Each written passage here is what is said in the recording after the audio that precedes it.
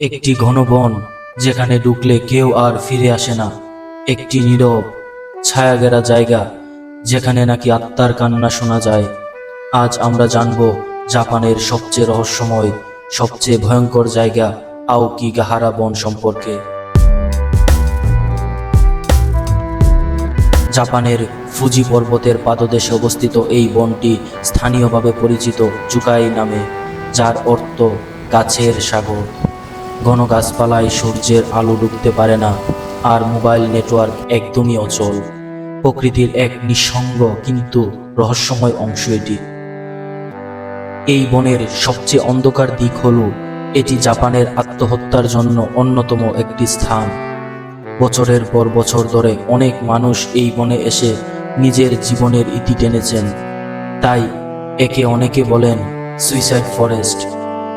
এখানে হাঁটলে জুতো, কাপড়, এমনকি পুরনো নোটও পরে থাকতে দেখা যায়। বনের শুরুতেই একটি সাইনবোর্ড লেখা থাকে, আপনার জীবন আপনার একটি মূল্যবান উপহার। অনুগ্রহ করে একজন কাউন্সিলরের সঙ্গে কথা বলুন।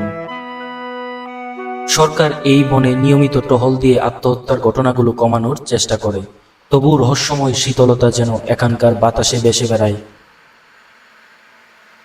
অনেক স্থানীয় মানুষ বিশ্বাস করেন এই বনে ইউরি নামে আত্মার অস্তিত্ব আছে। জাপানি লোককথা অনুযায়ী যারা কষ্ট আর দুঃখ নিয়ে মারা যায় তাদের আত্মা শান্তি পায় না। তাদের কান্না, ছায়া বা ফিসফিস শব্দ এখানে বনের মাঝে শোনা যায় বলে অনেকেই দাবি করেন। এই বনের নিচে আছে লাভা পাথরের স্তর। এগুলো এতটাই শক্তিশালী যে কম্পাস পর্যন্ত সঠিক দিক দেখাতে ব্যর্থ হয়। কেউ যদি একবার পথ হারিয়ে ফেলে, খুঁজে পাওয়া প্রায় অসম্ভব হয়ে পড়ে। এজন্যই অভিযাত্রীরা দড়ি বা ফিতার সাহায্যে চলাফেরা করে। আওকিগাহারা বন শুধু ভয়ঙ্করই নয়, এক ভিন্ন ধরনের শূন্যতা আর নীরবতা নিয়ে মানুষের মনে অদ্ভুত প্রভাব ফেলে। অনেকে বলেন এখানকার নিস্তব্ধতা এতটাই গভীর যে হৃদয়ের হৃদস্পন্দন যেন কানে আসে। এই অনুভূতি অন্য কোথাও পাওয়া যায় না। আওকিগাহারা বন প্রকৃতির এক বিষণ্ণ সৌন্দর্য, যেটা একই সাথে আকর্ষণীয় এবং আতঙ্কের।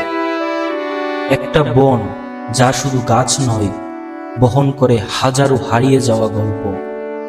আপনি কি সাহস রাখেন এই বনে একা একা একবার ঘুরে দেখার?